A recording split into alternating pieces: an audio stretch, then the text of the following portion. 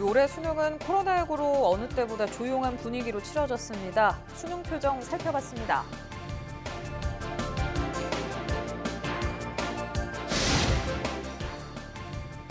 확진자가 급증한 부산은 수능 직후 조기 귀가와 강화된 사회적 거리두기를 알리는 캠페인도 기획했습니다. 변성환 부산시장 권한대행 통해 이야기 들어봅니다. 거창 국제연극제를 놓고 거창군과 민간 집행위 사이 갈등이 극심한 가운데 상표권 가격을 두고 또다시 대립각이 나타나고 있습니다.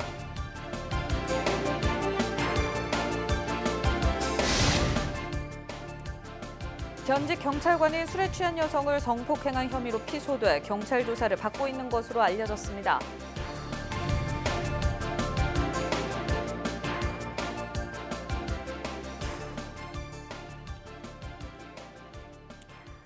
시청자 여러분 안녕하십니까? 헬로티비 뉴스입니다.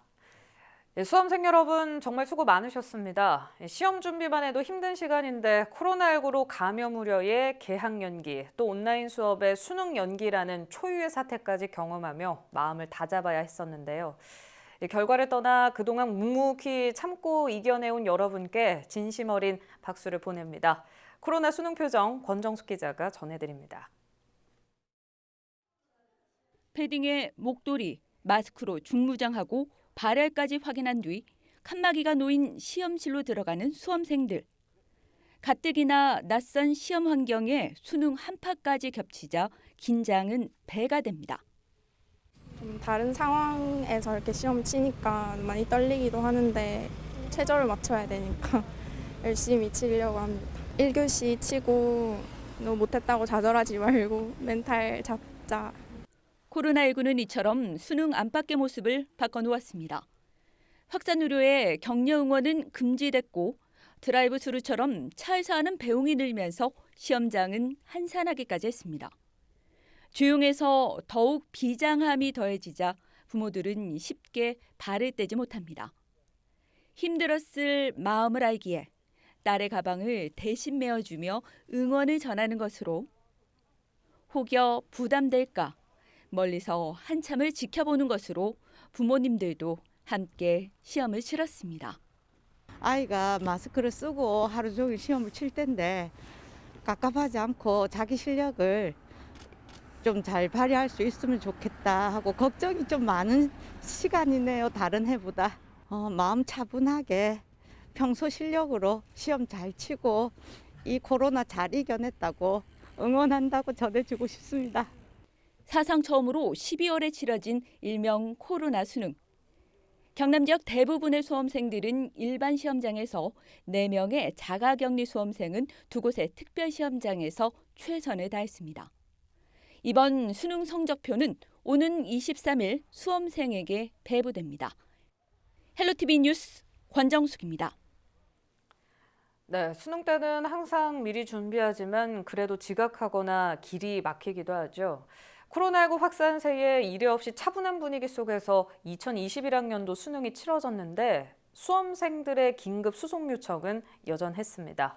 대입 수학능력 시험 날 벌어진 일들 차선영 기자가 취재했습니다. 코로나19 재확산 속에 치러진 이번 수능에서도 차량 정체로 지각 위기에 처한 수험생들의 다급한 신고가 잇따르는 등 수험생 긴급 수송 작전이 펼쳐졌습니다.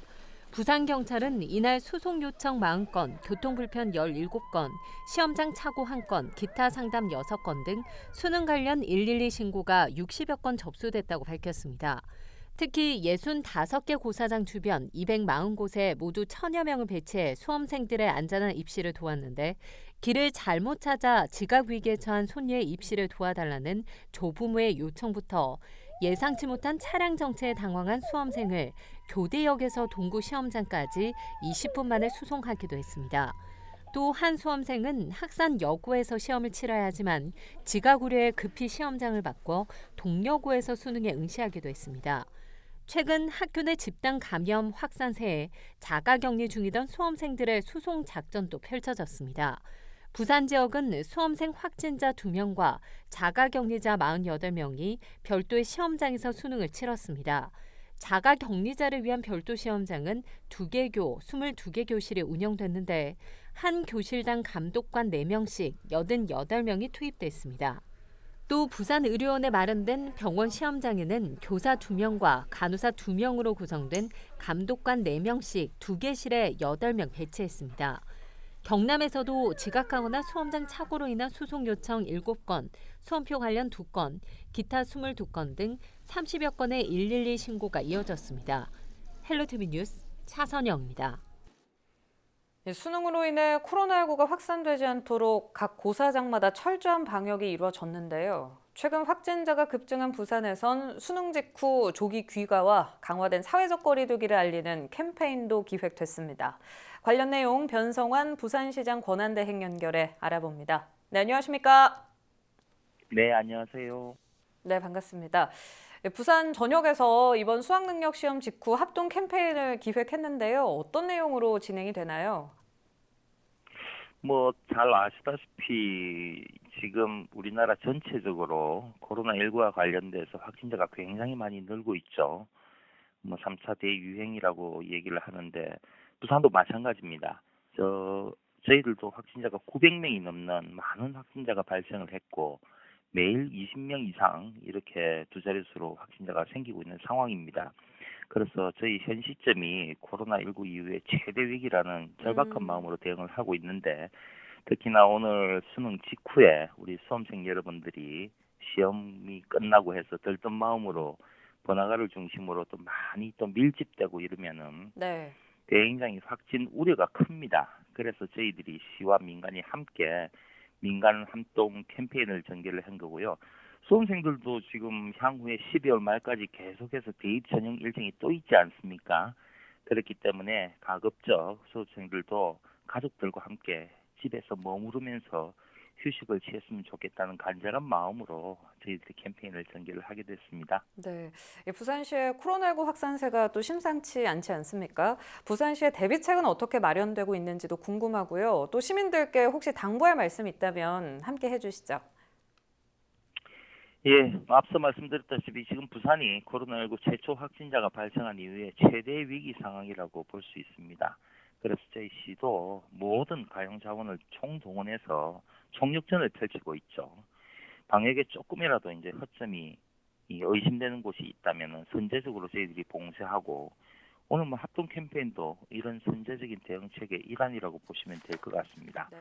저희 시에서 12월 1일부로 시행한 우리 사회적 거리두기 2단계는 14일까지 엄격하게 시행될 예정이고요. 네. 내일 또 0시를 기해서 50제곱미터 이하의 소규모 식당 카페들도 사회적 거리두기 2단계를 적용하는 등 추가적인 방역 조치와 수능 직후의 현장 점검도 지속적으로 펼칠 겁니다. 우리 시가 방역 수칙을 강화하고 전 인력을 동원해서 확산 방지에 노력을 하고 있습니다만은 분명하게 이것만으로는 한계가 분명히 있습니다. 제일 중요한 것이 시민 여러분들의 동참입니다. 이런 동참이 굉장히 절실한 상황이고요. 특히나 연말 모임이나 이제 가족 친지 모임들이 많이 생길 건데 잠시만 좀 멈춰주시길 하는 바람입니다. 불필요한 외출도 좀 자제하시고 생활 방역 수칙을 꼭 지켜주시길 부탁을 드립니다. 우리 부산 시민들의 이런 자발적인 동참만이 코로나19로부터 우리 아이들 그리고 이웃들을 지킬 수 있다고 봅니다. 우리 시도 시민 여러분과 한마음이 돼서 끝까지 코로나 봉쇄에 최선의 노력을 다하겠습니다. 네, 알겠습니다. 오늘 말씀 고맙습니다. 네, 감사합니다. 네, 다음 소식 바로 전해드립니다. 부산시가 면적 50제곱미터 이상인 음식점과 카페에 내렸던 영업 제한 조치를 50제곱미터 이하 시설까지 확대하기로 했습니다.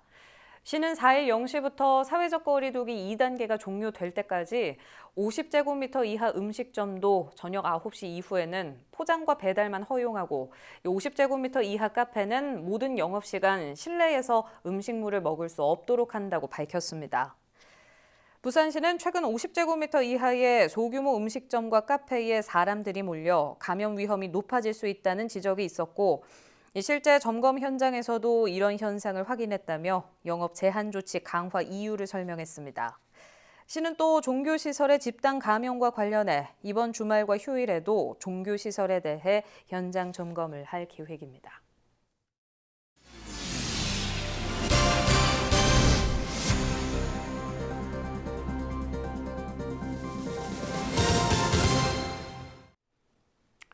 30년을 이어온 거창국제연극제가 지난 2015년부터 군과 민간 집행위 간 갈등으로 연극제를 따로 개최하는 등 갈등을 겪어왔습니다. 거창군은 이 같은 갈등을 마무리하기 위해 연극제 상표권을 매입하겠다고 밝혔는데요. 이마저도 쉽지 않아 보입니다. 자세한 내용 알아보겠습니다. 보도국 구지은 기자 연결돼 있습니다. 네, 구 기자, 얼마 전 재판부가 상표권 감정평가를 발표했죠? 네, 그렇습니다. 서울중앙법원과 거창국제연극제 집행위원회 측에 따르면 지난달 13일 서울중앙법원은 거창군의 거창국제연극제 상표권에 대해 17억 3,558만 원을 거창국제연극제 집행위 측에 지급하라고 판결했습니다. 일단 거창국제연극제 집행위원회와 거창군이 거창국제연극제 상표권을 놓고 벌인 소송에서 법원은 이 집행위의 측의 손을 들어준 셈인데요. 지난해 5월 소송이 시작된 지 1년 6개월 만에 나온 1심 판결입니다. 네, 금액이 상당합니다. 이 금액은 법원이 30년 역사를 가진 연극제의 기여도를 가액으로 보상한 평가로 알려졌는데요. 이 금액은 법원이 당초 거창군과 집행위에 내린 강제 조정 금액 14억 8,473만 원보다 2억 5,085만 원이 더 많은 액수입니다.